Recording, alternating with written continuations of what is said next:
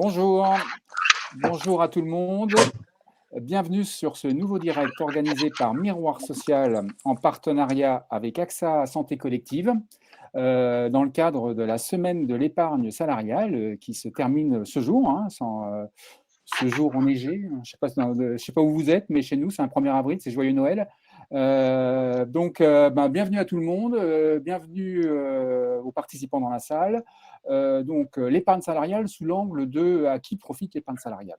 Alors, à qui profite l'épargne salariale, la dissociation qu'on peut faire entre TPE, PME et les grandes entreprises, mais même au sein des grandes entreprises qui proposent des régimes d'épargne salariale, dans quelle mesure ça profite à la majorité des salariés. Tout ça dans un contexte où de pression sur le pouvoir d'achat, d'inflation, où les salariés ont des contraintes salariales qui font que la capacité à épargner est peut-être moins évidente. Donc, ça pose le sujet clairement de la capacité des employeurs à aider, à inciter, et à mettre au pot sur l'épargne salariale. Et donc là, on va parler d'abondement et les conditions de cet abondement et les tendances là-dessus pour mettre le pied à l'étrier à des salariés pour se lancer pour mettre au pot clairement dans des dispositifs d'épargne salariale. Alors, merci à AXA donc, de porter cette matinée. Et donc, on va avoir deux éclairages d'entreprise sur un peu, avec un éclairage de représentants des salariés, sur un peu les politiques, les approches de leur entreprise respective en matière d'épargne salariale. Donc, Bruno Henry, tu es représentant du CIPTAM UNSA de Total Energy. Tu commences à être un habitué des plateaux de Miroir Social sur les directs. La semaine dernière, tu y étais déjà. Et François Soenen, excuse-moi si je prononce mal ton nom. Très bien. Tu es donc représentant CFTC chez Schneider Electric et donc tu nous parleras également des spécificités du dispositif chez Schneider. On devait avoir un représentant CFDT de Leroy Merlin qui, je m'excuse pour lui, donc ne sera pas présent. Toujours est-il, je me ferai un peu le porte-parole, non pas le porte-parole, mais bon, j'ai eu l'occasion sur Miroir Social de croiser un certain nombre d'éléments d'information sur ce qui se passait chez Leroy Merlin en termes d'épargne salariale et je vous raconterai un peu à sa place un peu, et donc en prenant mes responsabilités sur un peu, les tendances là-bas. Voilà, donc n'hésitez pas à participer dans le chat, on est là pour y répondre dans le chat ou alors dans les questions. Vous avez la partie questions qui vous est ouverte, si vous voulez les structurer davantage et vraiment attendre une réponse, n'hésitez pas à profiter des questions, sinon dans le chat, un peu à la bonne franquette, pour partager un peu ce qui se passe chez vous, vos régimes, qu'est-ce que ça donne, en sachant que quand même, moi je représente Miroir Social, qui est un média, on ne fait pas qu'organiser des directs en ligne, on est avant tout un média qui produit de l'information et sous deux modes, un mode journalistique où on vend l'information qui est de la veille, mais également participatif. Et donc tout ce que vous avez à dire sur ce qui se passe dans vos entreprises en matière d'épargne salariale, sachez que vous pouvez bien sûr le partager dans le chat pour dynamiser nos échanges, mais également vous pouvez les partager sur Miroir Social, et ça c'est complètement gratuit pour participer, pour faire savoir ce que font vos entreprises respectives en matière d'épargne salariale. Je m'arrête là. Sophie Mandelbaum, tu es responsable des relations extérieures et des relations avec les partenaires sociaux de AXA Santé Collective. Si tu peux nous expliquer comment on en est amené à co-construire, parce que c'est vraiment une co-construction, ce débat, avec vraiment la volonté de mettre en avant l'écho des représentants du personnel. Sophie. Oui, merci beaucoup Rodolphe de nous avoir... Alors j'ai un écho terrible, j'espère que vous ne l'entendez pas. Non, c'est bon, moi je vais couper mon... Voilà. Bon, c'est bizarre cet écho. Vous m'entendez bien?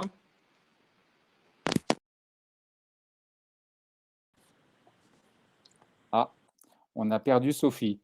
Donc, Caroline, on va peut-être attendre un peu Sophie, mais elle va revenir. Oui, je pense qu'elle n'est pas bien loin. Si tu veux en attendant, voilà, je peux... Ouais, écoute, moi je parlais d'abondement, etc. Caroline Van Der Plus, donc tu es directrice commerciale des activités retraite chez Santé Collective et oui, responsable commerciale chez AXA Santé collective, effectivement. Donc, écoute, rebondis sur effectivement, nous, toi en tant que responsable vraiment opérationnel, comment tu vois les tendances un peu en matière d'épargne salariale à la faveur de cette semaine qui s'achève? Écoutez, ce qui est important, d'abord, bonjour à tous et merci de nous avoir rejoints sur ce sujet qui nous passionne tant.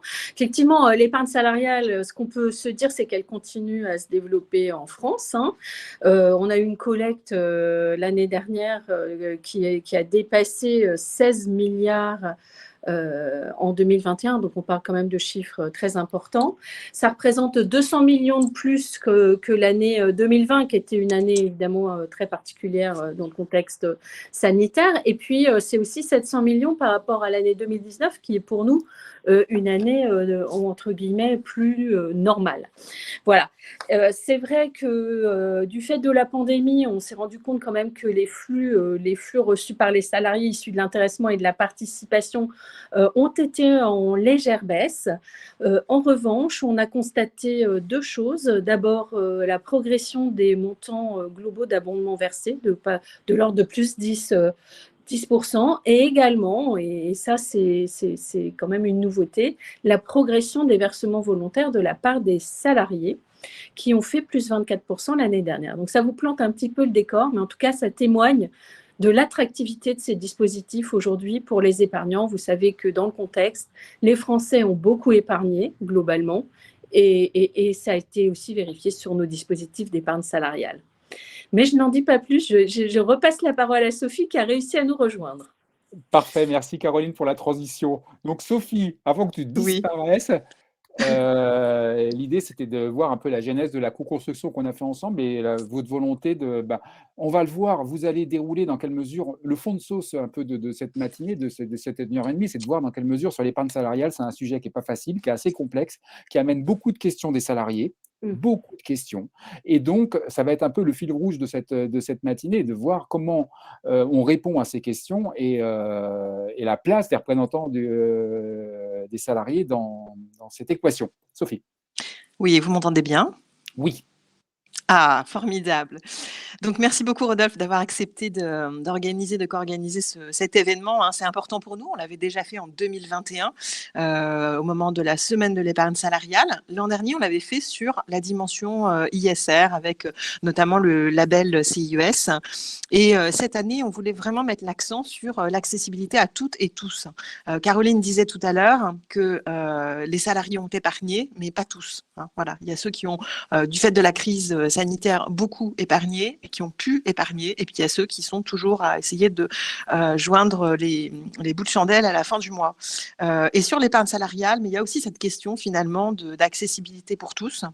Le titre à qui profite l'épargne salariale fait penser à qui profite le crime. Donc il ne s'agit pas d'un crime, mais il s'agit quand même de bien voir de quels dispositifs, quels sont les dispositifs qui sont mis en place, qui les met en place, comment, et comment faire pour que chacun puisse y prendre sa place. Donc les salariés, bien sûr. Et en fait, on se rend compte dans ce domaine comme dans bien d'autres que pour que tout le monde y prenne sa place, il faut que les représentants des salariés eux-mêmes puissent jouer un grand rôle.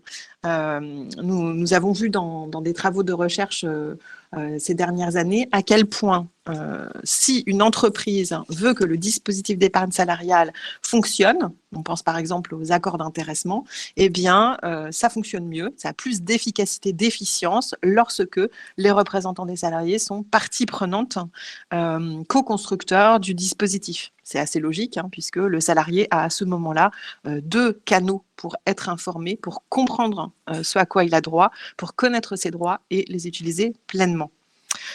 Du point de vue du dialogue social, je voulais quand même souligner que c'est un sujet qui a toujours été un peu à part. C'est un sujet sur lequel, depuis l'origine, si ma mémoire est bonne, depuis l'origine, en fait, on a un dispositif qui est dérogatoire par rapport à la négociation collective. Aujourd'hui, on a l'habitude d'entendre parler de référendum, de négociations avec le CSE plutôt qu'avec les délégués syndicaux, mais c'est très récent cette possibilité, hein. Et dans l'histoire du dialogue social, eh bien, l'épargne salariale a été le sujet sur lequel, le premier sujet sur lequel un référendum, enfin une validation par référendum des salariés était possible. C'était aussi le premier sujet sur lequel une validation par accord avec le CSE plutôt qu'avec les OS était possible. Et c'est quand même c'était le seul domaine où l'employeur avait le choix des 3 canaux. Donc c'était quand même un atypisme, d'ailleurs assez peu utilisé, puisque finalement, la plupart du temps, ça se traduisait par des accords avec les syndicats en bonne et due forme. Aujourd'hui, eh ben, on voit que c'est à la fois un sujet majeur du dialogue social, hein, puisque on n'a pas les chiffres de la Commission nationale de la négociation collective sur 2021, mais ça ne saurait tarder. En tout cas, en 2019, hein, on avait déjà l'information selon laquelle 41% des accords et des avenants en France sont relatifs à l'épargne salariale. Et c'est même le sujet dans 2/3 des structures de moins de 50 salariés. Néanmoins, les TPE restent toujours les salariés des TPE restent quand même toujours beaucoup moins en accès et en proximité au dispositif d'épargne salariale. Voilà, donc c'est tous ces sujets-là qu'on avait envie d'aborder avec vous aujourd'hui. Sachant que AXA, de son côté, cherche à être en proximité avec ceux qui mettent en place, bien sûr, les dispositifs d'épargne salariale et avec ceux pour lesquels nous le faisons ensemble, c'est-à-dire les salariés. Et Caroline aura plein d'histoires formidables à vous raconter sur comment ça se passe quand on va à la sortie de la cantine pour comprendre comment l'épargne salariale est comprise. Voilà. Merci Sophie. Merci Sophie. Caroline, je te laisse réembrayer un peu justement la transition. C'est comme le dit Sophie. L'implication, la nécessaire implication des représentants des salariés, ça c'est clair. Mais pour autant, on est dans un cadre où vous le soulignez, c'est que rien n'est prévu pour répondre contractuellement aux questions personnelles, individuelles que vont se poser les salariés. Il n'y a aucun cadre. Dans le cadre de l'épargne salariale, la problématique étant que vous diffusez en fait une information générale par rapport à des besoins qui sont individuels. Et comment, par rapport à cette problématique de fond, alors que le cadre de l'accompagnement n'existe pas, comment vous l'adressez et sur la base de quel constat, Caroline? Ton micro, Caroline. Ah. Je crois que je suis incorrigible avec ce micro. Donc, c'est bon, vous m'entendez? Donc, effectivement, je vous avais donné les grands chiffres qui posaient un peu le contexte, on va dire, en volumétrie de l'activité. Après, on s'est quand même posé cette question de vraiment à qui profite l'épargne salariale. Et la première inégalité qui nous semble importante de souligner, mais tu en as déjà parlé, Rodolphe, c'est la différence en fait entre l'équipement dans les très grandes entreprises, dont nous avons des représentants là autour, dans la salle, et les petites entreprises. Donc, peut-être, pareil, juste un petit chiffre à vous donner. C'était en 2019, selon la DARES, on avait 85% des salariés qui travaillaient dans une entreprise donc, de plus de 500 salariés qui avaient accès au moins à un dispositif et ça n'atteignait que 16% pour les entreprises de moins de 50 salariés. Donc, vous savez que l'écart, qui est un écart historique et important, il a vocation, en tout cas, il y a un souhait à ce qu'il se réduise, en particulier grâce à la suppression du forfait social pour les entreprises de moins de 50 salariés. Et on commence à voir effectivement de plus en plus d'entreprises, de petites entreprises, même de très petites entreprises, qui mettent en place ces dispositifs. Nous, de notre côté, on a fait une enquête avec Kantar et un livre blanc dont Sophie, je pense, vous parlera un petit peu plus tard, et qui montre qu'aujourd'hui, dans un panel d'entreprises interrogées, on a à peu près 36% des entreprises de moins de 200 salariés qui sont équipées, et puis 16% qui déclarent vouloir l'être. Donc bon, une inégalité historique qui a tendance à se réduire, mais néanmoins vraiment une grande différence, j'allais dire, d'utilisation de ces dispositifs selon la taille des entreprises. Alors après, effectivement... Oui. Caroline, je me permets de rebondir là. D'accord, il y a cette dissociation, entre TPE, PME et grandes boîtes, mais dans les grandes entreprises aussi, tous les salariés l'accessibilité, elle est aussi à interroger. Alors là, c'est pareil. Effectivement, j'ai essayé de regarder, comment ça se comportait, en fait, l'épargne et on voit, des différences, importantes, effectivement, d'épargne selon les âges. Effectivement, les jeunes ont moins tendance à épargner, que, les personnes, plus âgées et aussi selon les genres, puisque selon une étude d'Opinionway, les femmes, possèdent moins de produits d'épargne que les hommes. Et puis aussi, bien sûr, on voit, et Sophie l'a déjà touché du doigt, une capacité d'épargne qui est très liée aussi au salaire. Donc, effectivement, des inégalités de plusieurs ordres. Une des réponses c'est l'abondement, hein, puisque effectivement, un certain nombre d'entreprises mettent à disposition de l'abondement. Donc, c'est une formule qui permet, si vous voulez, d'aider les salariés à épargner, c'est-à-dire que quand le salarié épargne, l'employeur met un coup de boost à l'épargne au travers de l'abondement. Et là-dessus aussi, on voit des dispositifs parfois vraiment qui accompagnent les plus bas salaires avec, par exemple, des formules d'abondement qui sont dégressives. On a vu là, chez certains de nos clients la mise en place de ce type de formule où, par exemple, les 100 premiers euros, l'entreprise va mettre 100 euros aussi dans l'épargne des salariés et puis les suivants, elle mettra un pourcentage moindre. Et ça a permis en quelques années d'élargir, j'allais dire, l'assiette des salariés épargnants. Pour répondre. Parfait, Caroline. Alors, Après, pardon, peut-être effectivement un commentaire quand même. Nous, les enveloppes d'abondement des entreprises, on voit bien qu'elles ne sont jamais complètement consommées.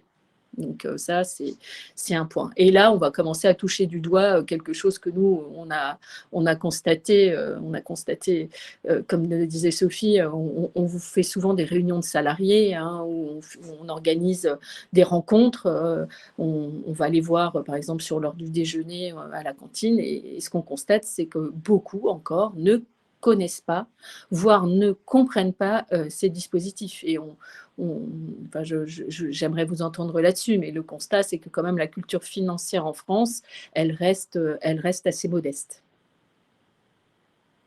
Caroline, moi je te propose avec Sophie, on va diffuser, c'est très rapide, ça dure 1 minute, la vidéo de présentation de votre service de coaching financier. Et ensuite, je te propose de rebondir dessus et ça permettra de vraiment nous mettre sur les rails de l'échange qu'on va avoir ensuite.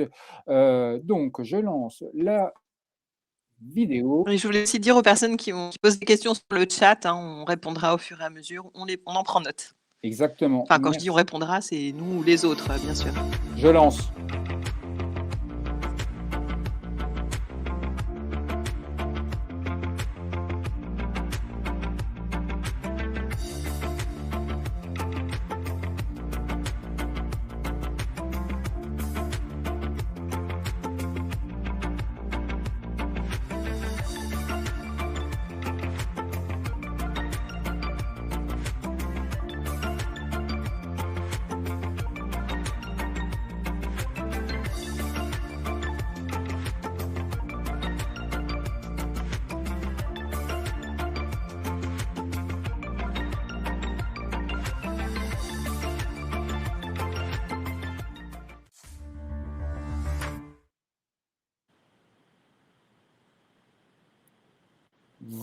Voilà.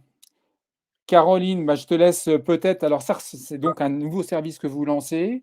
Et c'est un peu avec quelles conditions et quelles modalités et avec quelle attente? En fait, c'est exactement la réponse à ce qu'on a identifié comme un vrai besoin d'accompagnement des salariés au moment de faire aussi leur choix, en fait, hein, leur choix d'épargne.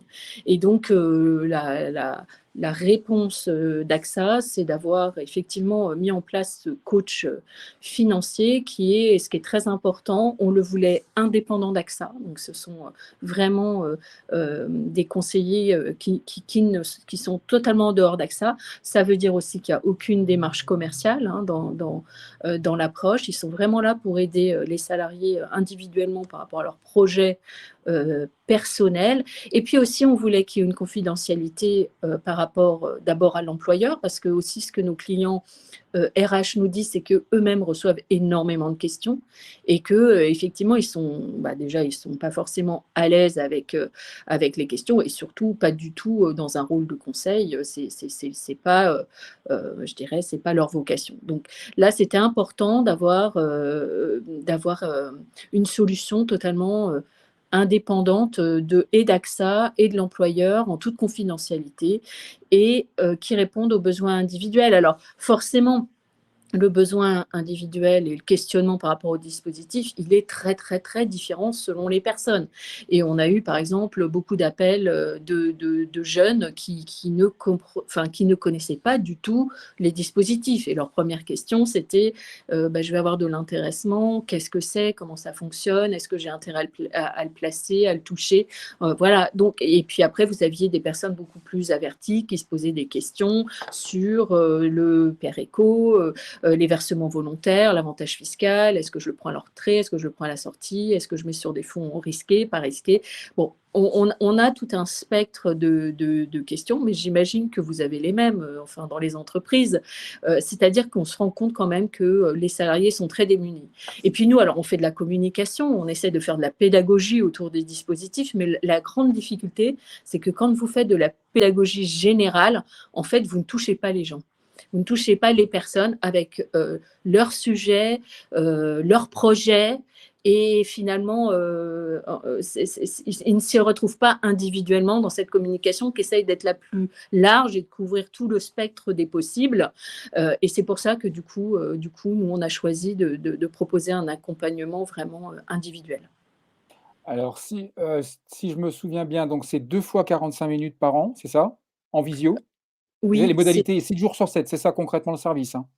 Oui, c'est une téléconsultation. Vous savez qu'on a été les pionniers de la téléconsultation médicale chez AXA. Donc, on s'est dit qu'est-ce qu'on pourrait faire qui s'en rapproche sur les aspects plutôt d'épargne.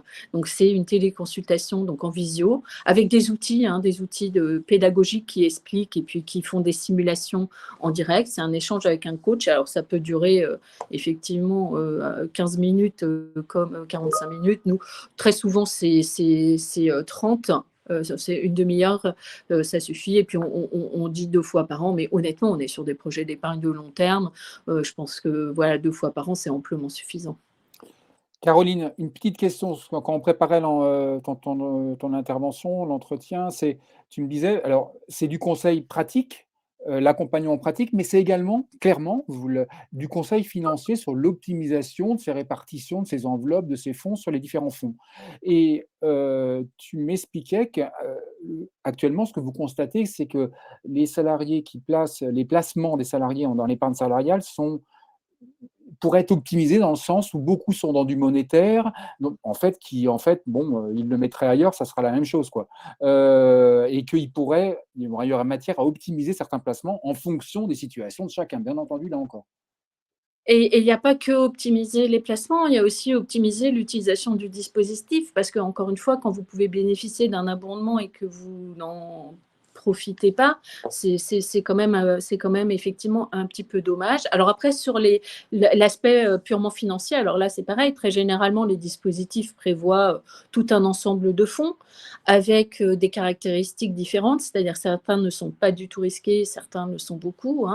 Et effectivement, le grand constat, et tous les ans, on fait le même si ça a tendance à se réduire, mais c'est que beaucoup de salariés font encore pas de choix, en fait, et prennent le choix par défaut, qui est le fonds monétaire. Et alors, le fonds monétaire, autant vous dire que si vous avez du temps devant vous, on peut vous trouver des placements plus intéressants et plus performants. Surtout en ce moment où les taux sont très bas et donc ça ne rapporte, autant vous dire, rien. Donc voilà, là, c'est aussi là où il y a un conseil à avoir et surtout une étude un peu des projets personnels. Parce qu'en fait, le grand leitmotiv en finance, c'est si vous avez du temps, vous pouvez prendre des risques. Et après, ils doivent être modérés. Et puis, moins vous avez de temps, moins vous en prenez.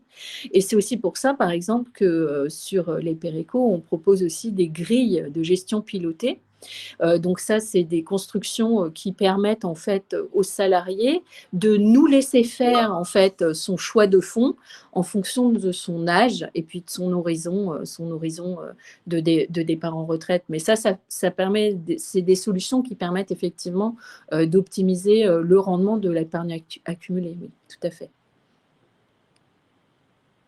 Je vous invite à n'hésitez pas à rebondir, bien sûr, quand vous voulez, par rapport aux interventions de Bruno et de François qu'on va désormais entendre. N'hésitez pas aussi à répondre, si vous le sentez, à des questions qui sont posées assez précises dans la partie questions et dans la partie chat, que je relayerai en fonction des réponses qui auront été adressées au fil de la rencontre. Bruno Henry, donc tu es responsable tu es donc délégué, enfin tu es représentant syndical du SICTAM UNSA de Total Energy.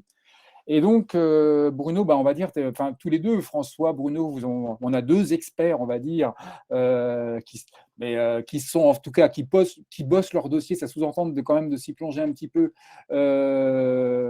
qui maîtrisent un peu le dossier de l'épargne salariale, ce qui n'est pas le cas de tous les représentants des salariés dans les entreprises, parce que ça demande du temps de s'y plonger. Bruno, si on peut commencer par là-dessus, c'est dans quelle mesure toi tu considères effectivement Total Energy une grande entreprise, dans quelle mesure, du côté vu de chez toi, tu constates que toi, seuls les initiés, je reprends tes termes, entre guillemets, profitent à plein du dispositif mis en place chez Total Energy.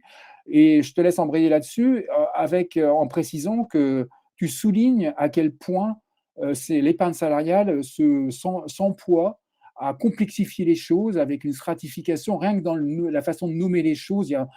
On a 50 appellations, acronymes pour Enfin bon, bref, on fait tout pour cultiver la complexité et voilà. Bruno, à toi. Bonjour à tous. Oui, alors la première des choses, et comme l'a dit Madame Van Der Puel, je vais aller aussi dans son sens sur l'incroyable, enfin les barrières à l'entrée à l'épargne salariale, alors que l'épargne salariale, l'épargne retraite constituent fondamentalement des outils remarquables, mais que en fait il y a des barrières à l'entrée de toutes parts. Et c'est vraiment dommage. Comme ça a été dit tout à l'heure, il y a la première barrière en entrée, c'est évidemment la capacité d'épargne. C'est également la profonde inégalité entre les entreprises. Et moi, j'avais été absolument stupéfait en lisant un rapport commun de l'Inspection générale des finances et de la Direction générale du travail en 2015, quelque chose comme ça, qui montrait que, contrairement à ce qu'on pouvait penser, en France, par les mécanismes d'abondement et autres et d'intéressement, et finalement, l'inégalité de rémunération, c'était un facteur d'inégalité croissante de rémunération, ce qui a été profondément choquant, puisque ces systèmes disposent d'exemptions fiscales de toutes parts, et ce qui est une très bonne chose. Et ça, c'est vraiment un problème presque philosophique, et tout ça est lié au fait que les petites entreprises et les salariés des petites entreprises et les salariés non initiés, même des grandes, ne bénéficient pas au mieux de tout ce dispositif. Alors si maintenant on regarde la situation dans une grande entreprise comme Total Energy, là aussi, il y a la barrière à l'entrée, c'est la barrière à l'entrée de la culture financière. Hormis, bien sûr, les autres problèmes que j'ai pu évoquer de capacité d'épargne et autres. Mais si on regarde bien le sujet. Et alors, Madame Van Der Puel a judicieusement rappelé que la culture financière en France est faible. Les Français n'ont pas ce monopole, je peux vous dire de mon expérience personnelle, où j'ai eu, dans une autre vie, j'ai vécu aux États-Unis, et j'avais mis en place tout un dispositif d'épargne retraite aux États-Unis, et je m'étais rendu compte que, contrairement à ce qu'on croit, les salariés américains, ils comprennent pas tellement mieux les mécanismes d'épargne salariale et d'épargne retraite. Donc, il y a ce problème. Alors, où sont les barrières à l'entrée quand on regarde, hormis le manque de culture financière? La première d'entre eux, là, je vais prendre tout simplement une évolution législative récente qui est la loi Pacte. Dans l'épargne retraite, vous avez maintenant un prétendu support qui est unifié, enfin un support qui est prétendument unifié, qui s'appelle le plan d'épargne retraite, mais en fait, qui se décline d'une manière si complexe que, les acronymes ne sont même pas communs, puisque le PERCO a été remplacé, alors on ne sait plus si c'est le PERECO, le PERCOL, le PEREC, j'ai tout vu, alors que c'est le même outil. Et puis en plus de ça, vous avez éventuellement le PERO. Alors pour rajouter à la confusion, c'est excellent, mais le PERO n'a rien à voir avec PERCOL, PEREC, et PERECO. Donc déjà, on a déjà la première barrière à l'entrée. De quoi parlons-nous? La deuxième chose, c'est que, comme l'a dit Madame Van Der Puel, il y a une espèce de dilemme radical, c'est-à-dire que sur ces sujets, si on ne parle pas de soi, les gens n'écoutent pas. Et c'est normal parce que c'est compliqué, il faut essayer de réfléchir à partir d'un discours général, essayer de le plaquer dans sa situation personnelle. Et ça, en général, les gens ne le font pas, et parce que c'est pas évident du tout. Et je ne peux que féliciter l'initiative du coaching individuel, même si, comme je vais vous le dire après, il y a des barrières à l'entrée. Vous faites concurrence dans certains cas, mais pas surtout, aux malheureux représentants du personnel qui essayent de faire avancer le schmilblick. C'était dans le même rapport de la Direction générale du travail que j'évoquais tout à l'heure. Il était dit, c'est quand même incroyable que les dispositifs d'épargne salariale et d'épargne retraite collective soient les seuls dispositifs d'épargne où le conseil n'est pas une obligation avant la vente, le conseil individuel. Et ça, c'est absolument stupéfiant aussi. Et pourquoi? Parce que personne ne veut payer le service. C'est ça, fondamentalement. Et l'entreprise, elle ne veut pas le payer. Personne ne veut le payer. Et donc, c'est comme ça que les personnes se trouvent en désordre. Et donc, je serais intéressé de savoir comment, pour lever l'obstacle, le premier obstacle de barrière à l'entrée du manque de conseil individuel, comment AXA permet le financement du coaching. Parce que ça, c'est vraiment une leçon pour nous tous. Ensuite, il y a deux niveaux de complexité, comme d'ailleurs ça a été dit. Il y a la complexité que j'appellerais purement financière, et puis il y a la complexité des dispositifs et des architectures. Alors, la complexité financière, paradoxalement, c'est-à-dire quel support d'investissement je vais choisir. Et ça, on est parfois, nous, consultés sur ce sujet. Et moi, je me refuse catégoriquement de répondre à cette question. Nous n'avons pas, j'ai ma propre idée, mais donner un tel conseil, nous ne sommes pas des conseillers financiers susceptibles de donner un conseil personnalisé lié à des situations. Et ça peut être une tentation d'ailleurs de certains représentants du personnel, comme j'ai pu le voir dans le passé, et quitte à raconter des fois parfois n'importe quoi. Donc ça, c'est la première des choses. Mais c'est le premier obstacle, c'est-à-dire que face à ça, on ne trouve rien. Le deuxième obstacle, c'est évidemment d'optimiser l'architecture, enfin d'optimiser l'utilisation de l'architecture de l'épargne salariale. Et ça, normalement, les représentants du personnel doivent en avoir conscience puisque, comme ça a été dit, la plupart du temps, cette architecture, elle est établie dans le cadre d'une négociation. Alors, sauf que ça, c'est la théorie, parce que l'architecture est d'une complexité incroyable. Et je dirais que la loi Pacte, derrière des communiqués d'unification, des volontés d'unification, n'a fait que rendre l'affaire encore plus incompréhensible, non seulement par l'utilisation des acronymes, comme ça a été indiqué tout à l'heure, mais également dans la complexité sur la fiscalité, les options par défaut, la mise en place aussi parfois dans les entreprises, c'est notre cas chez nous, nous avons de la chance, un plan d'épargne retraite obligatoire, on n'y comprend plus rien, soyons clairs. Et le pompon est atteint avec les abondements sur le CET monétisé dans le PERCO et désormais PERCOL. Écoutez, ça, il faut presque avoir fait un master de finance pour comprendre, enfin, ou de fiscalité pour comprendre comment ça marche. Et ça, c'est un obstacle redoutable. Alors nous, on peut aider. On peut essayer de rédiger des papiers qui partent des préoccupations des salariés et pas des préoccupations des acteurs de l'épargne salariale ou des préoccupations de l'AMF. Si vous regardez par exemple les documents de l'AMF, enfin tout ça est une plaisanterie, c'est absolument illisible, enfin tous les documents qui sont contraints par l'AMF, et quand, comme ça a été dit, dès que vous commencez même à vouloir simplifier mais donner une information générale, ben, très vite on n'y comprend plus rien. Donc ça, c'est là où les représentants syndicaux ont un rôle. Mais il faut quand même s'accrocher et on n'est pas toujours écouté. Je vais vous donner un exemple tout récent qui m'a été donné, une question.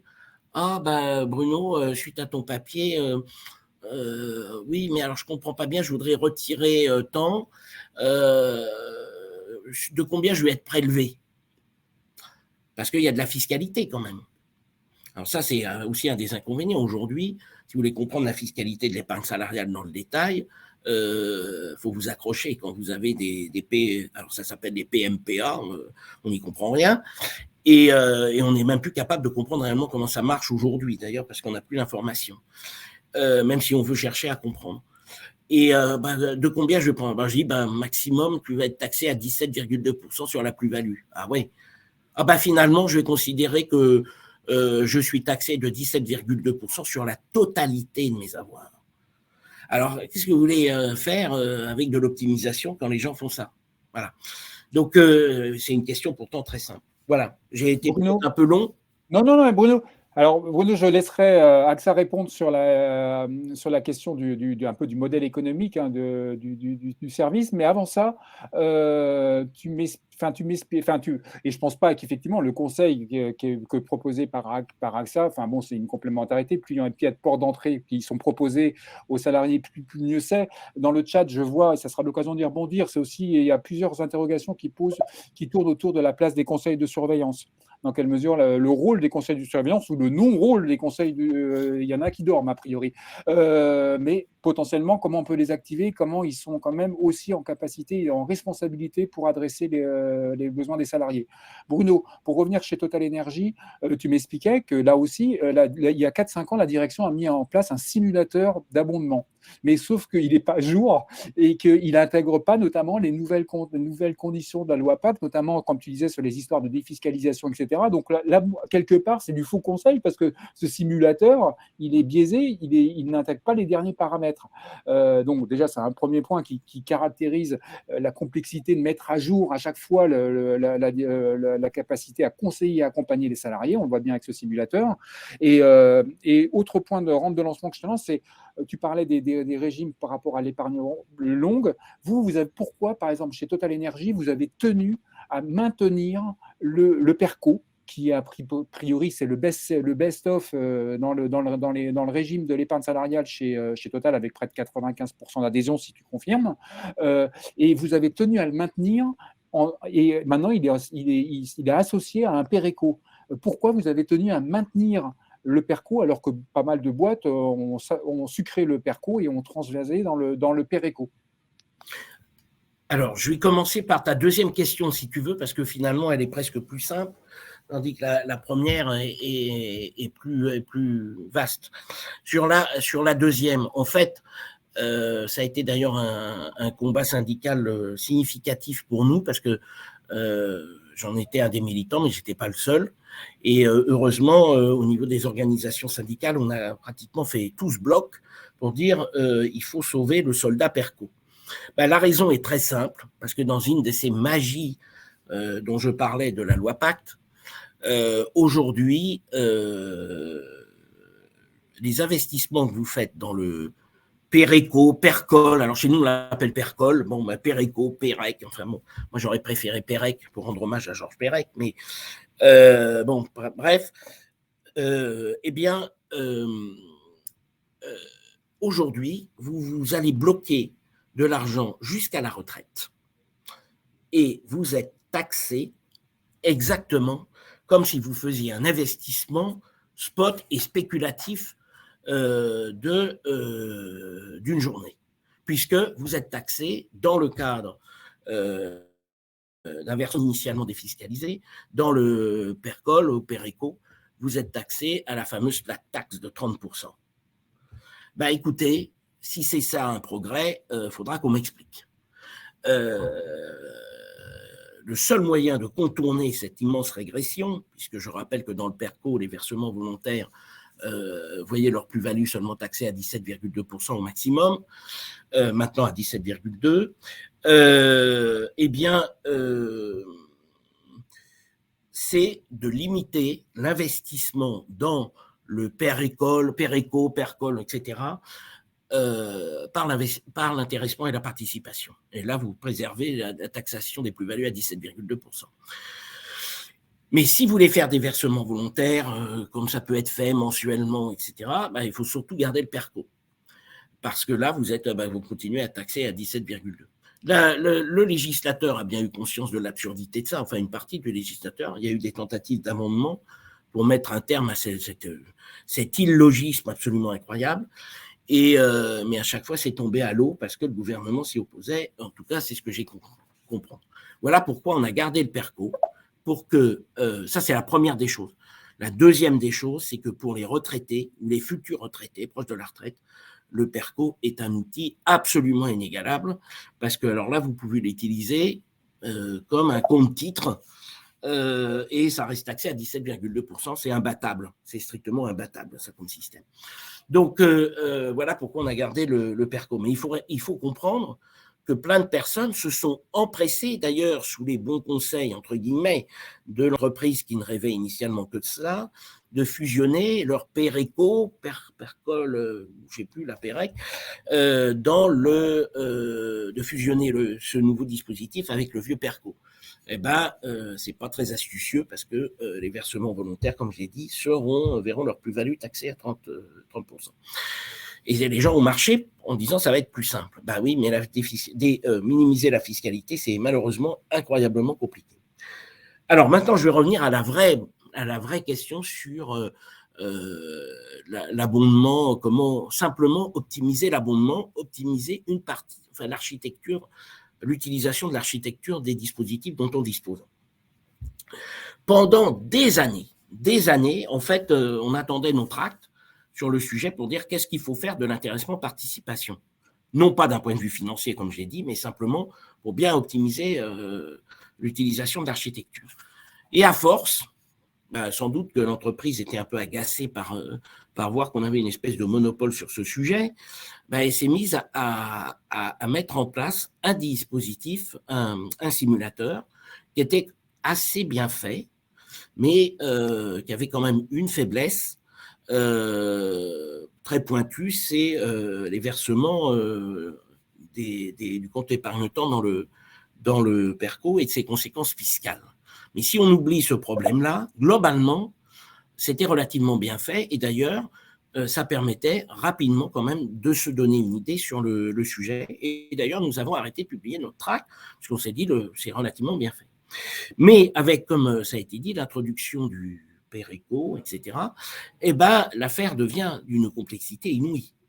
Et il y a plein de choses qui ne peuvent pas être mises en œuvre parce que ça nécessite beaucoup d'éléments. Et ça n'intègre pas, par exemple, la faculté de dire peut-être plutôt que de faire un versement volontaire dans le PERCO, eh ben, vous feriez mieux de le faire dans le vieux PERCO, parce que le vieux PERCO, maintenant, vous avez à vous en occuper tout seul comme un grand. L'entreprise ne s'en occupe plus, ne l'alimente plus directement. Il faut faire les versements soi-même par les sites internet du teneur de compte. Et très vite, il y a un sujet. Le problème est aggravé par le fait que les abondements ont été légèrement améliorés pour les petits salaires, ce qui rend la problématique de sous-optimisation, alors je rentre dans les détails, je vais éviter ces horribles problèmes, mais de sous-optimisation fiscale des versements dans le PERCO. Bon. Et on y comprend, ça c'est pas du tout pris en compte. Et en fait, on se rend compte, c'est là où on se dit, mais finalement, on se dit, mais le système n'est-il pas fait pour ne bénéficier qu'aux initiés? C'est vraiment la question que je me suis posée. Alors, j'ai la chance d'en faire partie, Mais je dirais, j'en suis pas particulièrement fier parce que j'aimerais tellement mieux que tous les salariés puissent en profiter. Et donc là encore, le conseil individuel reste inégalable. Encore faut-il qu'il soit de qualité, bien évidemment. Voilà. Merci Bruno. Merci Bruno, tu auras l'occasion de reprendre la parole. Alors moi, je tends la perche à Caroline et par rapport à la question de Bruno sur le modèle, si Caroline, tu peux préciser peut-être? Oui, alors déjà, effectivement, peut-être juste une grande différence, hein, puisque j'ai entendu Monsieur Henry parler du PERCO et de l'ancienne version et du PERCOL nouvelle version, tout ça étant des PER collectifs, donc des plans d'épargne retraite collectifs. La principale différence, c'est qu'effectivement, sur le PERCO, vous ne pouvez pas déduire vos versements de votre assiette imposable. Donc ça, c'est quand même en fait un avantage à l'entrée qui du coup compense le désavantage à la sortie. Donc bon, ça c'est un premier point. Non, après, effectivement, il y a beaucoup de dispositifs et moi j'ai envie de vous parler plutôt d'épargne retraite au sens plus large que l'épargne salariale. Donc nous, en fait, on a proposé le premier PER obligatoire donc dans nos systèmes de retraite complémentaires accompagnés. Donc, en fait, le service est en inclusion de nos dispositifs de retraite et il est facultatif et effectivement payant sur les dispositifs d'épargne salariale. Et donc, ce sont nos clients entreprises qui, s'ils le souhaitent, peuvent le mettre en place moyennant finance. Parce qu'effectivement, si on veut du conseil de qualité, nous, c'est notre choix hein, d'avoir pris des conseillers en gestion de patrimoine indépendants. Eh bien, effectivement, il faut trouver le bon financement. Voilà, mais en tout cas, sur le volet de la retraite complémentaire, tous nos nouveaux dispositifs incluent le service. Alors, merci Caroline. Alors, je vais vous poser deux petites questions qui sont dans le chat et dans les questions. Alors, une, c'est simplement pour illustrer, je pense que l'objet du live, c'est pas de répondre à des questions très techniques, mais je vais illustrer une question qui peut se poser, une question qui est posée par Cyril. Est-ce que ça vous parle? Parce que moi, je nage là-dessus. Hein. Moi, je ne vois pas les questions. Alors, moi, je vais la poser. Alors, quelle est la méthode la plus intéressante fiscalement pour alimenter son plan PERU, prélèvement mensuel sur salaire, placement ou intéressement participation, versement libre? Question. Ça, ce genre de questions, qui se sent à l'aise pour y répondre? Alors, il ne s'agit pas de... Mais voilà, comment elle sonne cette question pour vous? Bruno? Caroline, attends, Caroline, vas-y. Non, mais elle sonne exactement comme ce qu'on entend régulièrement, c'est-à-dire qu'effectivement, la personne, j'allais dire, ça dépend. Ça dépend un peu de votre âge, de votre capacité d'épargne, de votre taux d'imposition, ça dépend. Et il faut l'optimiser avec tout ça en tête et c'est pour ça que c'est mieux d'être accompagné. Mais je vais laisser Bruno répondre. Bruno et François, si tu veux. Ouais. Alors, madame, je vais rebondir sur ce que vous avez dit, madame Van Der Puel, en disant oui, l'avantage du PER actuellement, c'est faire de versements défiscalisés par rapport au vieux PERCO. Je dirais oui, c'est un avantage, mais la défiscalisation, comme vous le savez, est un instrument à utiliser avec beaucoup de précautions, parce que c'est souvent des déceptions, etc. Et la défiscalisation, on ne peut pas dire que ça concerne tout le monde. Et notamment dans les PME et tous ces sujets soyons clairs, on fait de la défiscalisation si ça vaut vraiment le coup. Et ça ne vaut pas le coup pour tout le monde. Et vous voyez, alors que vous n'avez pas parlé du fait que la plus-value dans le PERCO, si vous ne faites pas de la défiscalisation, vous êtes taxé à 30% sur vos plus-values. Dans le PERCOL, vous êtes taxé à 30% sur les plus-values, alors que dans le vieux PERCO, vous êtes taxé à 17,2%. Alors maintenant, je vais répondre à la question, parce que c'est exactement ça. C'est-à-dire, ce qui est une réponse générique, c'est alimenter votre PERCOL ou PERECO, là, d'abord en priorité avec l'intéressement participation. Parce que là, c'est gagnant à tous les coups. Vous êtes taxé à 17,2, vous profitez des abondements déjà, vous pouvez même des fois les optimiser, c'est le cas chez nous, maximiser les abondements avec le seul intéressement participation. Ça concerne tout le monde et c'est gagnant presque à tous les coups. Bon. Si ensuite, et c'est là où ça devient compliqué, si vous faites des versements libres ou des versements mensuels, c'est la même chose, sauf que les versements mensuels, ça a l'avantage d'être lissé dans le temps, donc c'est mieux dans la gestion de son risque financier. Après, comme l'a dit Madame Van Der Puel, est-ce qu'il faut que vous défiscalisiez ou pas? Et ça, la réponse, elle n'est pas évidente. Hein. Ça dépend du cas par cas. Voilà. Entendu. Merci Bruno. Alors moi, une autre question alors d'un autre Cyril. Alors là, cette fois, elle est super générique, mais alors dans quelle mesure elle vous parle? Alors, salarié 440, nous avons des FCPE performants, mais la rémunération de nos actionnaires croît plus vite que celle de nos salariés. L'épargne sur les marchés financiers ne joue-t-elle pas contre les salariés des grandes entreprises? À qui ça parle?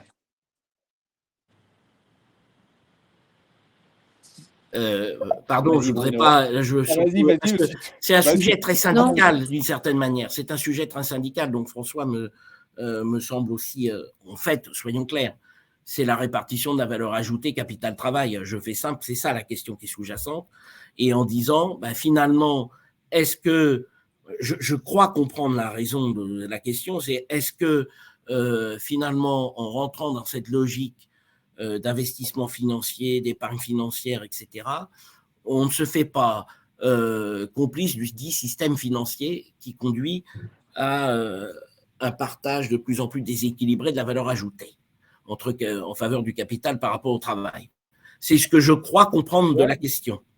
Alors ça, c'est une question philosophique. C'est un débat plus large. Voilà, c'est ce que je crois comprendre de la question. J'ai peut-être tort, mais ça, c'est un débat effectivement très vaste. Et je pense que c'est une question pertinente, hein, mais ça ne me semble pas être le lieu ici. Je rappellerai juste quand même que l'épargne salariale, dans le cadre du système économique que nous avons aujourd'hui, ça reste quand même c'est un très bon système. C'est un très bon système, mais évidemment, on peut interroger le système. Est-ce qu'il ne vaudrait mieux pas que tout ceci soit fiscalisé, cotisable, etc., etc. Ça, c'est un autre sujet, et ça reprend la question de l'inégalité dont je vous parlais, le renforcement des inégalités qu'apporte l'épargne salariale au niveau de la France, ce qui est tout à fait paradoxal. Merci Bruno. Si je pouvais rajouter juste aussi sur ce point, effectivement, c'est un point qui revient très régulièrement à la croissance plus rapide des dividendes par rapport au salaire. Donc, on le remet sur le tapis, hein, que ce soit nous ou tout autre syndicat chez Schneider. À chaque négociation, réponse, et ça peut être un piège de notre responsable des ressources humaines, c'est oui, mais 95% des salariés français chez Schneider sont actionnaires de Schneider, donc ils profitent aussi de la croissance de l'action, des dividendes, etc. Voilà. Donc, ça peut être un piège dans les négociations. Après, il est vrai que les salariés bénéficient quand même de tous ces avantages fiscaux et aussi de la croissance de l'action. C'est réel aussi. Mais c'est vrai que c'est une complexité dans nos négociations. Merci François, tu as pris la parole, tu vas la garder. Donc tu es représentant CFTC chez Schneider Electric, où il y a tout un dispositif comme chez Total Énergie d'épargne salariale. Si on peut commencer un peu le panorama de ce dispositif sur le plan d'épargne et quels sont les grands traits de la politique d'abondement pour faire en sorte qu'il y ait un maximum de salariés de Schneider qui mettent au pot et profitent du dispositif. Voilà, donc oui, alors pour ceux qui ne connaissent pas un Schneider Electric, c'est aussi une société du CAC 40, 140 000 salariés dans le monde, seulement et plus que 15 000 en France, avec réduction constante des effectifs en France, de l'ordre de 2 à 3% tous les ans. Voilà, donc chez Schneider, en épargne salariale, il y a 3 dispositifs aujourd'hui, qui sont le plan d'épargne groupe pour placer en majorité l'intéressement et faire des versements volontaires, le PERECO. Donc nous, on a transféré le PERCO dans le PERECO. 2 raisons à ça. Première raison, on restait dans le même établissement bancaire, parce que c'est un PERECO bancaire. Tous les avoirs ont donc été transférés. Deuxième raison, parce qu'on veut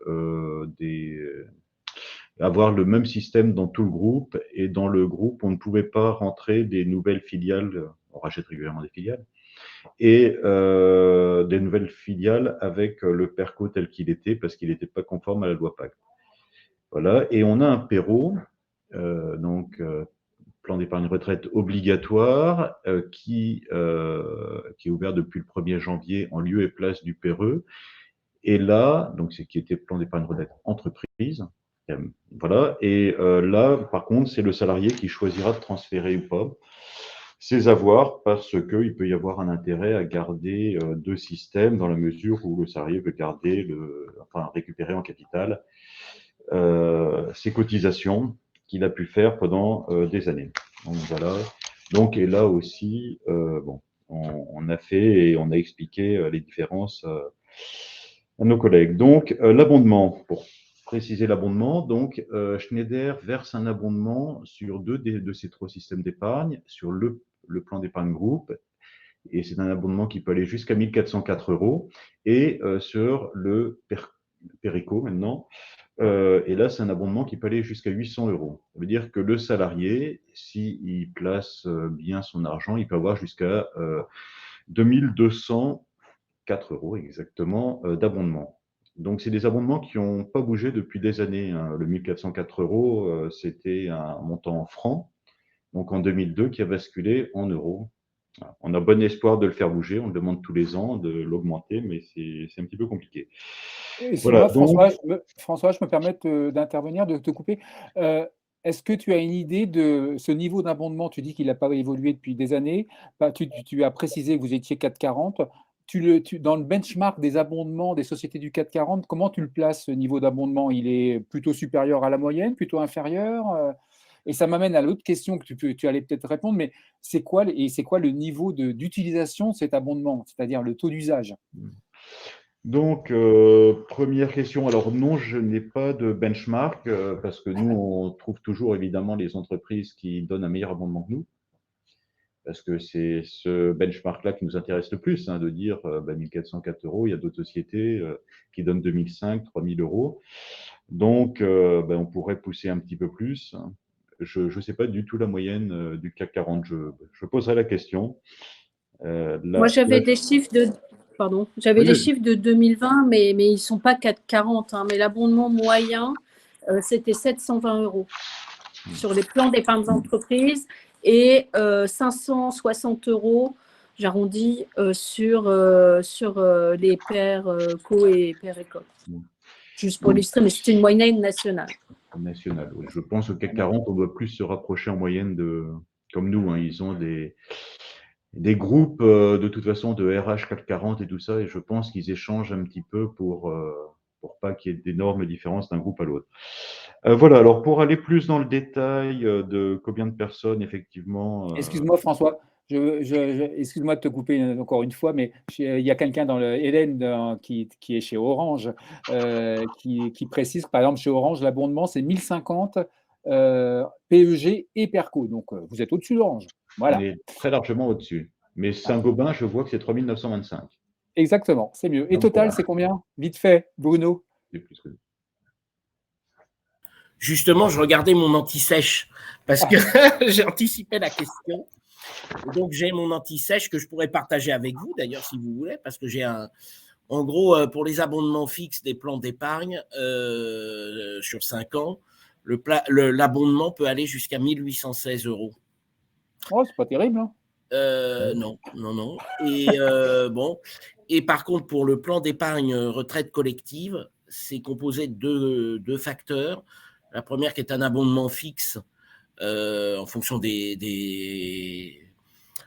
un abondement à 300% qui est plafonné à 1 230 €, auquel se rajoute un abondement variable dépendant du salaire, dans le cas d'un plafond de 3 fois le plafond de la sécurité sociale, et le plafond, c'est 1 450 €.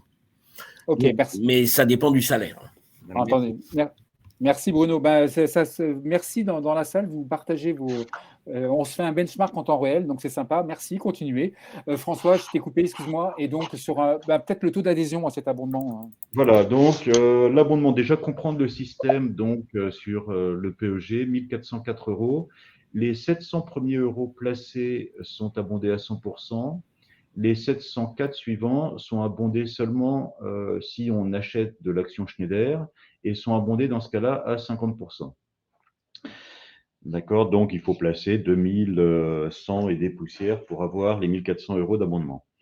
Donc, tous les ans, nous expliquons un petit peu comme Bruno, enfin chez Total, le mécanisme, etc., pour que les gens puissent y bénéficier. Donc, première source d'approvisionnement du PEG, c'est l'intéressement participation. Là, 90% des gens placent au moins une partie de leur intéressement participation pour récupérer une partie de l'abonnement. C'est ce que l'on conseille, hein, en leur disant, même si vous êtes allergique au risque, que vous ne voulez pas acheter d'actions Schneider, si vous pouvez placer 700 € et le faire doubler sur sur une durée de 5 ans, eh ben, ça peut être pas mal. Donc, beaucoup de gens placent ces 700 premiers euros. On bénéficie tous les ans enfin, presque tous les ans, on va dire, d'un plan d'augmentation de capital où les salariés peuvent acheter, alors là c'est partout dans le monde, hein, des actions à moins 15% de leur valeur. Et donc ça, c'est pile poil au moment où on doit choisir de placer notre intéressement. Et beaucoup de gens participent à cette augmentation de capital. Et ce qui permet, alors Bruno parlait tout à l'heure de mettre tous les œufs dans le même panier, ce qui permet malgré tout sur les plans, le plan d'épargne groupe, globalement, il y a 1 milliard 800 millions d'euros de placés par les 15 000 salariés de Schneider. Sur ces 1,8 milliard, il y a à peu près 1,2 milliard, 1,3 milliard qui est en actions Schneider. D'accord. Le reste, c'est majoritairement du monétaire, donc du monétaire qui perd du 0,2, 0,3% à l'heure actuelle tous les ans, etc. Mais on voit qu'il y a une aversion au risque, sauf en action Schneider, parce qu'il y a cette double carotte, hein, du moins 15% et de l'abondement complémentaire. Voilà. Donc, je regardais les chiffres, on en parlait. Combien de personnes ont aujourd'hui des actions Schneider? Je recherche. Voilà. Donc, aujourd'hui, sur un peu moins de 15 000 salariés Schneider en France, il y a 13 000 personnes qui ont des actions Schneider. Donc, qui ont bénéficié à un moment ou à un autre de l'abondement ou des actions achetées à moins 15%. Entendu. François, dans quelle mesure vous avez fait, vous, au niveau de la CFTC, sur l'information liée à l'épargne salariale, une volonté d'en faire vraiment un véritable service d'information syndicale et Voilà. d'être fléché comme ça? Et comment vous vous organisez? Combien même il y a un service potentiellement comme celui d'AXA qui arrive, ça n'empêchera pas le vôtre de persister et de la complémentarité, elle vivra. Comment tu appréhendes cette notion de service et cette capacité à en faire un service syndical? Alors, service syndical, déjà, donc, systématiquement, tous les ans, notre premier rôle, c'est de rappeler les dates et le mécanisme à tous les salariés. Schneider le fait, nous le faisons, etc. Et c'est important parce que tous les ans, il y a des gens qui oublient les dates.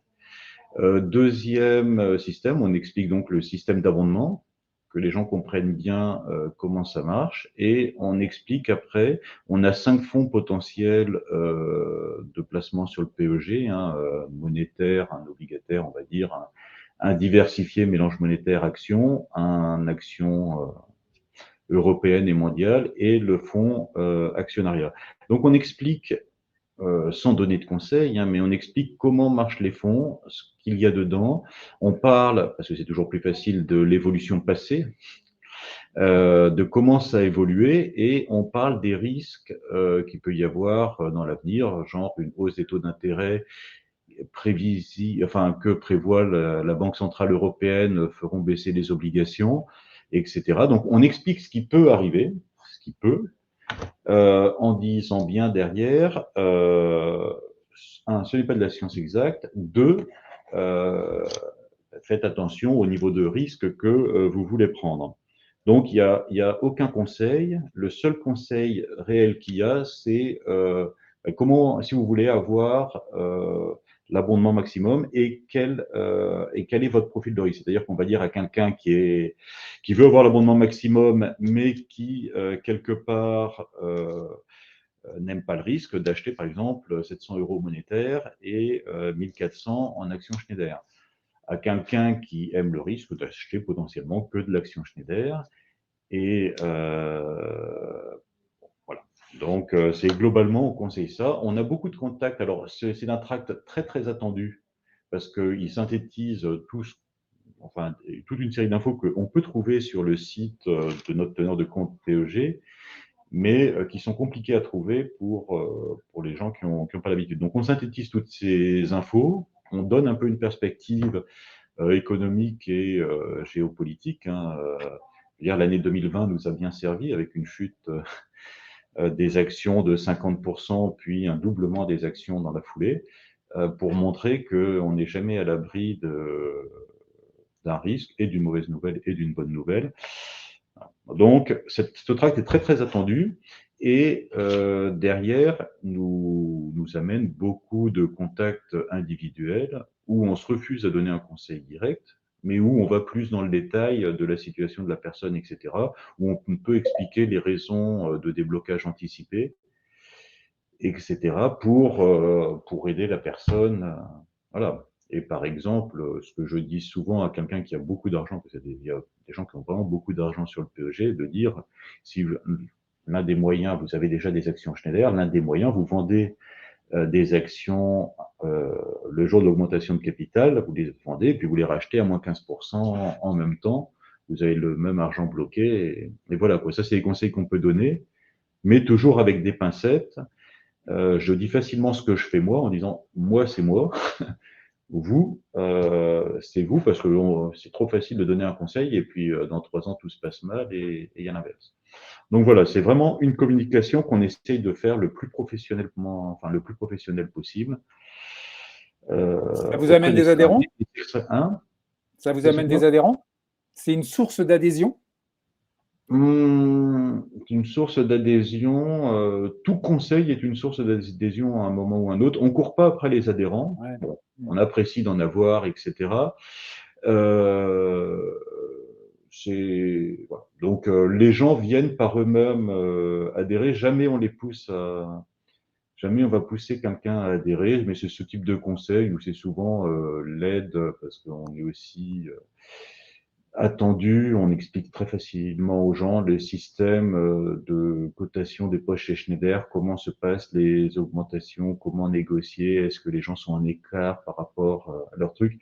Donc tout ça, tous les conseils que l'on peut amener, des gens qui veulent partir, des gens qui veulent une mobilité, etc. Nous, on s'est bâti effectivement sur un professionnalisme et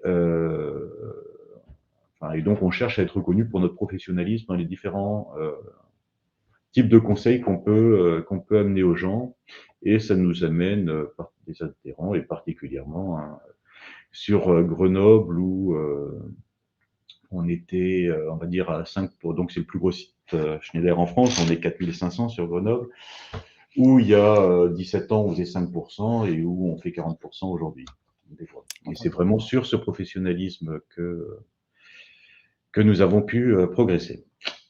Entendu, François. Sophie ? Tu veux parler, Sophie, ou non? Parce que ton micro est coupé, Sophie. Elle a son doigt en l'air, mais... Oui, je sais pas. Sophie, veux-tu parler? Alors, tu as ton micro... Non, mais elle est peut-être sur autre chose, je pense. Je ne sais pas. François, ça m'amène une question. Est-ce que vous m'entendez, là? C'est bon? Oui, c'est bon. Oui. Oui. On t'entend. Sophie, oui, on t'entend. Est-ce que vous m'entendez, là? C'est bon? Oui. Ok, super. Oui. Donc, il y avait il y a un décalage entre ce que j'entends et ce que je dis, donc excusez-moi. C'est invité à la belle, c'est compliqué là, Sophie. C'est compliqué là. Ouais. Là, c'est compliqué là. C'est un point sur les représentants des salariés. Il y a bien sûr comment. Il n'y a que moi ou non? Je pense que non, on n'entend rien. Non. C'est très mal, Sophie. Tu veux me rejoindre? Comment et les salariés. Non, Non, là, ça le fait pas du tout, excusez-nous. François, ça m'a amené, enfin, Sophie va revenir, mais François, moi, pour la transition, c'est intéressant de t'entendre dire qu'il y a l'aversion au risque, que tu veux noter, et pour autant, donc avec les placements sur le monétaire, et pour autant, avec les carottes, le fait que les gens mettent sur les fonds maison. À partir de là, tu penses que l'équilibre de fait que pratiquement 50% de l'abonnement soit lié à l'action maison, pour toi, c'est un bon équilibre? Alors, je ne me permettrai pas de parler de bon équilibre. On se bat d'ailleurs, nous, pour abonder un peu plus les premiers euros, comme on le fait dans le Péréco, par exemple, pour que les gens qui n'ont pas de gros moyens puissent bénéficier d'un plus gros abondement. Après, est-ce que c'est un bon taux? Ce qui est sûr, c'est que beaucoup de gens en profitent. Alors, il faut savoir que l'abondement moyen, donc il est à 6-7% du salaire chez Schneider, permet en général, en plaçant que l'intéressement, en plaçant que l'intéressement, ça permet souvent d'atteindre le maximum d'abondement. Alors, malheureusement, pas pour tout le monde, c'est pour ça qu'on aimerait booster les premiers euros, mais ça permet d'aller assez loin, et je pense que les gens se disent, je place mon intéressement, ça me permet de ne pas être fiscalisé dessus, quand même intéressant, hein, pour les gens qui payent des impôts, évidemment, ceux qui n'en payent pas, ça peut être différent, et potentiellement d'avoir l'abondement rapidement. Alors après, pour l'actionnariat, il est sûr que il y a beaucoup de gens qui doivent se dire, je place tout mon intéressement et ça permet d'avoir de l'actionnariat. Le poids de l'actionnariat est quand même frappant, quoi. Enfin, quand j'ai ressorti les chiffres l'autre jour et que j'ai vu sur les 1 milliard 7-8 du PEG, il y en a 1,2 milliard, 1,3 milliard sur le fonds actionnariat, ça m'a un petit peu soufflé quand même, quoi. Parfait, la transition. Attends, Bruno, on va ouvrir le débat là-dessus, mais alors, Sophie, qu'est-ce qui J'ai récupéré Sophie. Vous m'entendez? Tu as récupéré Sophie. Alors, Sophie, qu'est-ce que tu voulais dire en asynchrone? C'était pas facile. On n'a rien entendu. Là, tu peux recommencer à zéro. Est-ce que vous m'entendez? C'est bon? Oui. Ok. Bon, c'était pour dire que dans le chat, on nous a demandé de parler du label CIUS. Alors, on l'a évoqué en début de séance. Et pour nous, c'est un point très important parce que ACTA, label CIUS depuis le début. C'était pour dire qu'en fait, le rôle des syndicats est évidemment de négocier les salariés, de leur faire connaître les dispositifs qui sont à leur main, les conseiller autant que possible sur la dimension financière, mais avec toutes les réserves qu'on a évoquées. Mais il y a aussi la question de la confiance. C'est-à-dire, qu'est-ce que ça veut dire et qu'on entre dans la sphère financière, comment on peut avoir confiance, comment on peut avoir au contraire des réticences, et notamment du fait du rôle que tout à coup on se met à jouer sur l'économie quand on est investisseur. Voilà. Et ce qu'ont fait les membres du label CIUS, donc ça fait 20 ans, ils fêtent ces 20 ans là aujourd'hui, eh bien ça a été d'ailleurs des précurseurs à l'époque, eh bien d'indiquer aux salariés, voilà, on oriente, on labellise certaines gammes comme étant des gammes sur lesquelles, si vous investissez, vous allez contribuer à encourager les entreprises à avoir un comportement vertueux sur le plan de la gouvernance, sur le plan de l'environnemental, sur le plan social. Voilà. Et ça, c'est vraiment important de souligner. Ce n'est pas l'objet du webinaire de l'année, mais le webinaire de l'an dernier est toujours à votre disposition en replay. On pourra vous le communiquer si vous voulez. Alors, pas dans le chat, puisque là, quand on se connecte sur le chat, nous, on est connectés, mais envoyez-nous vos adresses mail si vous voulez, ou alors on fera un article sur le blog Miroir Social, donner tous les liens de tout ce qu'on a fait sur ce sujet-là. Et on salue au passage les membres du label CIUS qu'on a vu il n'y a pas très longtemps et avec lesquels l'aventure continue. Et je pense peut-être un petit commentaire, ça touche du doigt quelque chose en fait que vous avez aussi un petit peu évoqué. C'est-à-dire qu'on passe du rôle d'épargnant au rôle d'investisseur.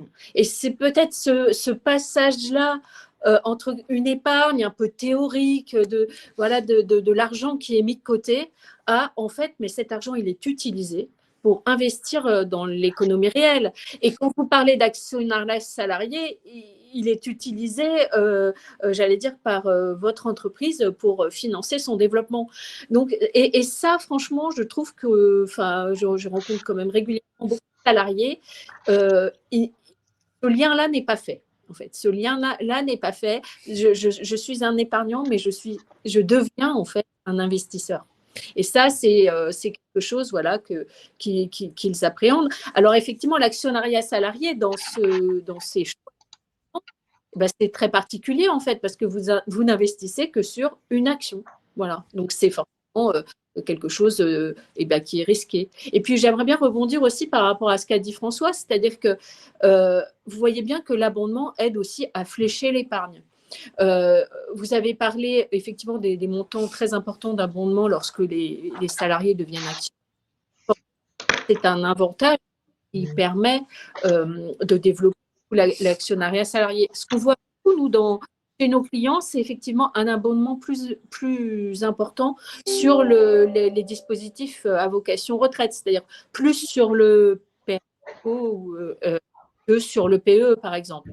Parce que forcément, si vous abondez de la même manière les deux, bah, les gens vont plutôt choisir celui à court terme, qui est le PE, qui est bloqué 5. Donc, vous voyez, ce que je veux toucher du doigt, c'est deux choses. D'abord, on devient épargnant, et puis ensuite, l'abondement sert aussi à favoriser le développement de certains dispositifs. Alors, pour rebondir sur l'abondement sur le PERCO, hein, le PERCO, excuse-moi Bruno. Parce que je voudrais dire un mot, il y a eu beaucoup d'échanges là. Premièrement, alors beaucoup de choses. En regardant le chat, rapidement, Bruno. Oui, rapidement. non, mais je vois. Oui, mais là, on a eu droit à un commentaire qui mérite une réponse. Mais simplement, en regardant le chat, je vois que certains intervenants n'ont pas bien encore compris quelle était la fiscalité du PERCOL, manifestement. Donc ça, c'est un peu le sujet. On en veut récapitulatif de toute la fiscalité. Oui, parce que c'est pas limpide là. On voit bien que les gens ne saisissent pas tout. Et parce que c'est horriblement compliqué. La deuxième chose, là, il y a eu une espèce de confusion éventuellement entre abondement, décote, etc. La décote, si vous regardez bien, s'il faut bien aller investiguer dans les documents de référence aux documents d'enregistrement universel des émetteurs. Je l'avais fait il y a quelques années. En gros, la décote qui est proposée ne fait que refléter le coût d'accessibilité de l'action pendant 5 ans. Donc, ce n'est pas un cadeau. La décote n'est pas un cadeau. Ça ne coûte rien globalement à l'entreprise. Il faut quand même le rappeler. Ensuite, les abondements qui flèchent vers l'actionnariat salarié. Alors, comme l'a dit François, je dois dire que nous, ce n'est pas le cas, et je dois dire Dieu merci, c'est-à-dire que les abondements dans le plan d'épargne sur 5 ans ne favorisent pas particulièrement le fonds d'actionnariat. On va dire que Total Energy a trouvé un système un peu plus subtil, peut-être je qualifierais de vicieux, pour les salariés sortis de Total, et ça il y en a beaucoup avec les CDD, etc. Pas les retraités, hein, mais les salariés sortis, où les frais de gestion sont pris en charge dans le fonds d'actionnariat salarié, mais pas dans les autres fonds des plans d'épargne, où en fait ça redevient du fonds commun, enfin d'un fonds standard non dédié à Total Energy pour les salariés qui sont sortis du périmètre de Total Energy. Mais donc même quand vous avez un système qui ne flèche pas de manière privilégiée les supports d'actionnariat salarié, on a un peu le même problème, c'est-à-dire que l'épargne salariale pour les gens se résume beaucoup à l'action Total Énergie d'une part et le fonds monétaire. Mais je dirais que c'est vraiment un pouce au crime que de surabonder les fonds d'actionnariat salarié.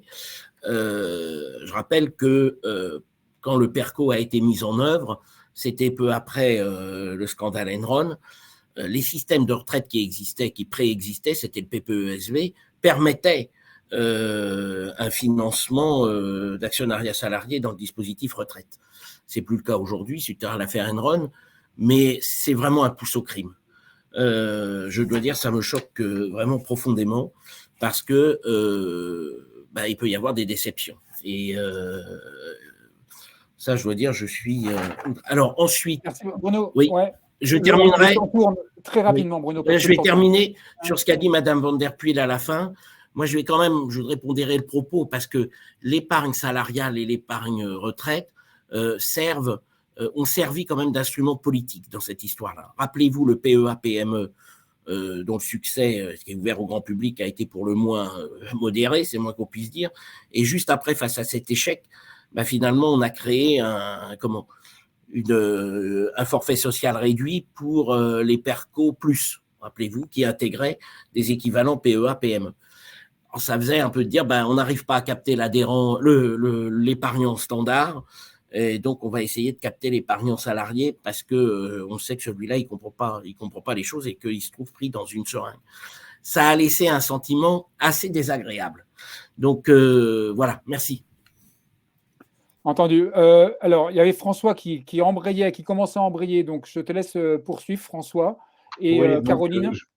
Juste pour revenir sur l'abondement sur le PERCO et la version des risques sur les gens.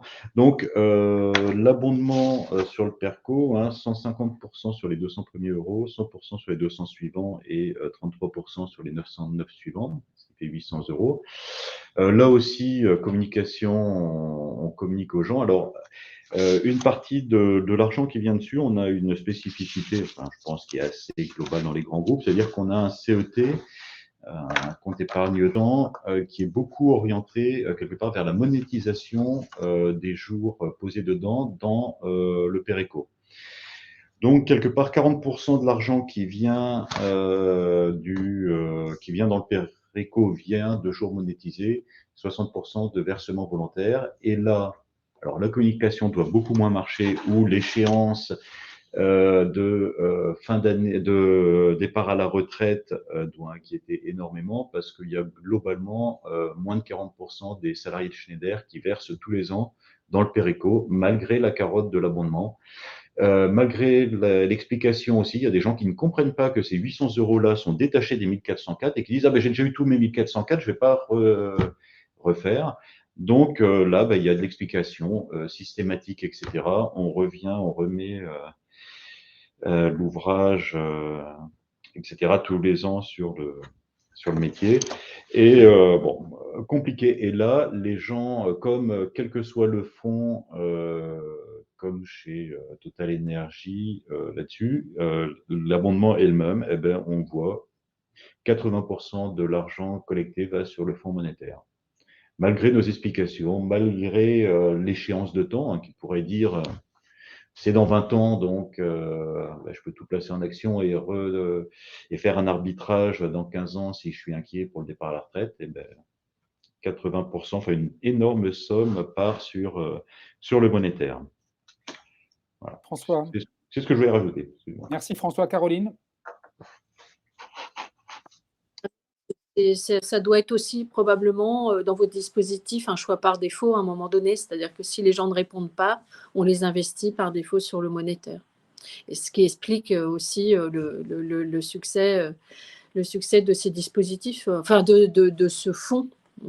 Alors, chez nous, ce n'est pas le cas parce que l'intéressement participation, OK, et ça ne représente que 1%. Il n'y a qu'une partie qui part de la participation sur le PERCO et c'est seulement 1% des sommes. Le reste, pour alimenter le PERCO, c'est vraiment un versement volontaire. Donc, c'est la personne qui doit remplir sur Internet un document qui doit dire « je vais verser de l'argent » et il dit où il le place. Donc, ça, ce n'est pas un placement par défaut.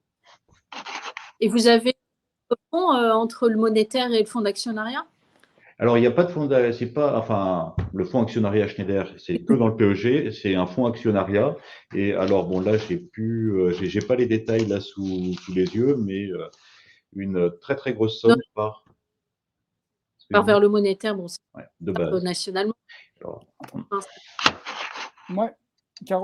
Moi, avant de peut-être, on arrive à la fin, on n'a pas eu l'occasion d'écouter le roi Merlin, et moi, je vais me permettre de reprendre un certain nombre d'éléments. Je pense que ça peut permettre, pour terminer, ça peut permettre d'apporter quelques billes. Donc, nous, dans le cadre de Miroir Social, on a développé, on a creusé des papiers sur la politique d'actionnariat de le roi Merlin. Et la caractéristique, c'est que donc, il y a une forte politique en faveur de l'actionnariat salarié, avec un fonds qui s'appelle Via Valadeo, et qui a deux branches, là, un fonds maison ou un fonds en actions diversifiées, et la direction n'abonde que le fonds en actions maison. Hein, d'accord, sachant que Leroy Merlin, groupe ADO, n'est pas coté en bourse, donc la cotation, c'est une évaluation annuelle, et là, la cotation vient d'arriver hier. L'évaluation de la valeur du fonds, donc avec une performance de 14%, donc ils sont satisfaits, et qui voient la trajectoire, et qui intègrent également les prévisions sur l'année N+1, alors que vous n'êtes pas sans savoir, et c'est ce qui explique cela aussi, pourquoi on n'a pas un témoignage de quelqu'un de Leroy Merlin, c'est que Leroy Merlin actuellement est assez exposé par rapport au conflit russo-ukrainien, et sachant que les salariés russes, tout autant que les salariés français, sont actionnaires de la boîte. Et donc, il y a une frilosité à s'exprimer là-dessus. Toujours est-il, les salariés de Leroy Merlin mettent au pot largement dans l'action maison qui est très performante. Mais par contre, le délégué syndical qui devait intervenir voulait partager une revendication qui me semble assez importante, c'est que notre entreprise non cotée, là, le fonds, on l'a une fois, la valeur de la part, on l'a une fois par an. Et donc, pour arbitrer pour les salariés, c'est pas facile. Alors, bien sûr, la direction a mis en place des ambassadeurs, des porteurs de parts, etc., pour faire de la communication, mais toujours est-il, la communication officielle de la valeur du fonds, c'est une fois annuelle. Eux, ils demandent au moins une évaluation 2 fois par an, voire plus. Donc, ça pose vraiment la question de la transparence et la capacité du salarié à se décider en connaissance de cause par rapport à tous les éléments. Et là, la question est bien posée pour des sollicités non cotés. Et par rapport à des questions qui étaient assez récurrentes au début du live sur la place des conseils de surveillance, leur devoir d'information et ce qu'ils faisaient ou ne faisaient pas, ça pose. Je me permets, Caroline, peut-être de rebondir là-dessus et de te lancer un peu la perche là-dessus. Pareil, encore une fois, il y a deux gestes, c'est-à-dire que là, on parle d'un actionnariat qui est encore particulier, puisque effectivement, comme c'est pas coté, on ne peut pas le valoriser au quotidien, et on ne peut pas le suivre tous les jours sur les marchés. Donc forcément, c'est encore un cas très spécifique qui fait que, j'imagine, ça doit générer alors forcément beaucoup on va dire, d'incertitude et parfois d'inquiétude. C'est-à-dire que, comme tout actionnariat, vous suivez finalement l'évolution du cours du titre de votre entreprise. Et là, avec en plus l'incertitude liée à la valorisation, puisqu'on n'est pas coté. Voilà. Donc ça, c'est sûr que c'est encore particulier. Et puis, on sait très bien que énormément de salariés de ce groupe sont effectivement actionnaires. Je ne t'entends pas, Rodolphe. Voilà, ceci explique cela. J'ai le même mal que toi. Voilà, même combat.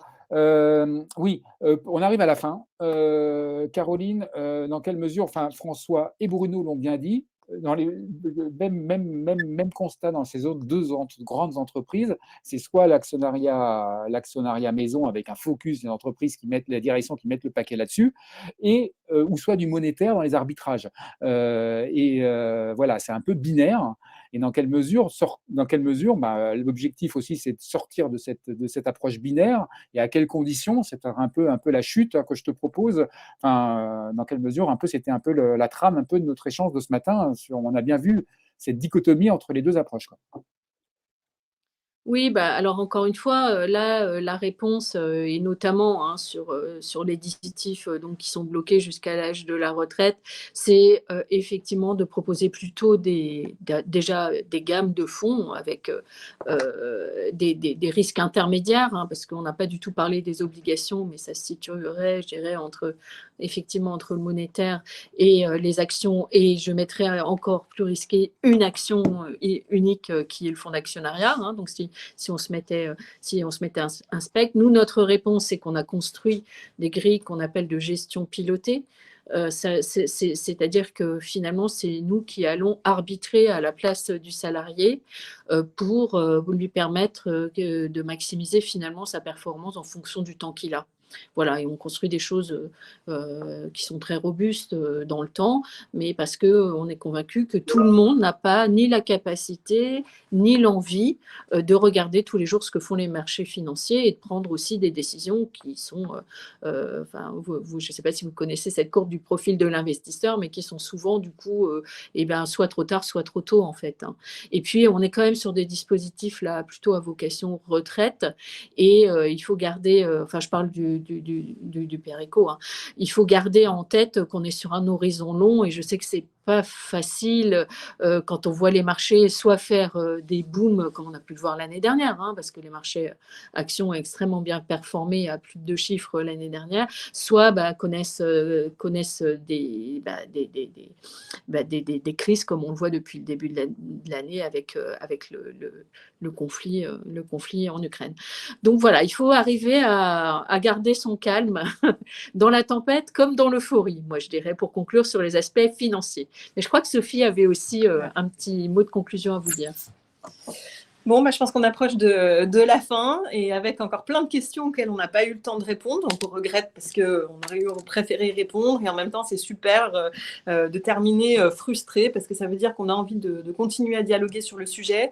On fera un article. Alors, il y a des questions auxquelles on n'a pas eu le temps de répondre. Ce que je vous propose, c'est qu'on fera un article dans le blog pour y répondre. Et Juliette, hein, qui est connectée avec nous, notre coéquipière, vous poste mon adresse mail dans le chat. Si vous avez des questions que vous voulez particulièrement voir, vous me les renvoyez.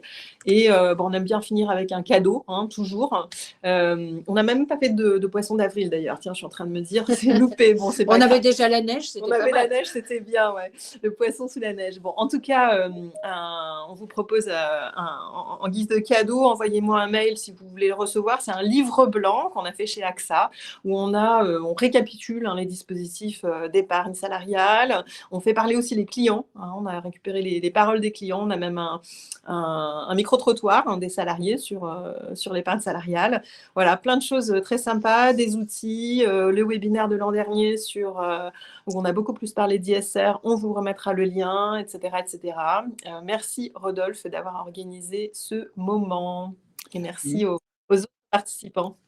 Merci à toutes les deux. Merci à toi, Sophie et Caroline. Merci à Bruno et à François pour vos. On sent vraiment que vous êtes dans les dossiers, que vous les maîtrisez. Et après, la question, c'est comment on les partage, toute cette information-là. Compte rendu à suivre sur Miroir Social. Prochain direct, la semaine prochaine, je fais la promo sur un tout autre sujet. Sur la question de la déclinaison des grilles de la classification dans la métallurgie. Très spécifique, mais pour le moins intéressant. Vendredi prochain, n'hésitez pas à vous inscrire. Vous pouvez retrouver tous les replays de nos lives sur la page Livestorm de Miroir Social. Et écoutez, merci à vous. Merci à vous dans la salle pour vos questions et vos interventions, vos rebonds, vos partages d'abondements. C'est très intéressant de voir un peu ce benchmark en temps réel. Vous avez joué le jeu, super, merci à vous. Et écoutez, bonne journée à vous et bon week-end. À bientôt.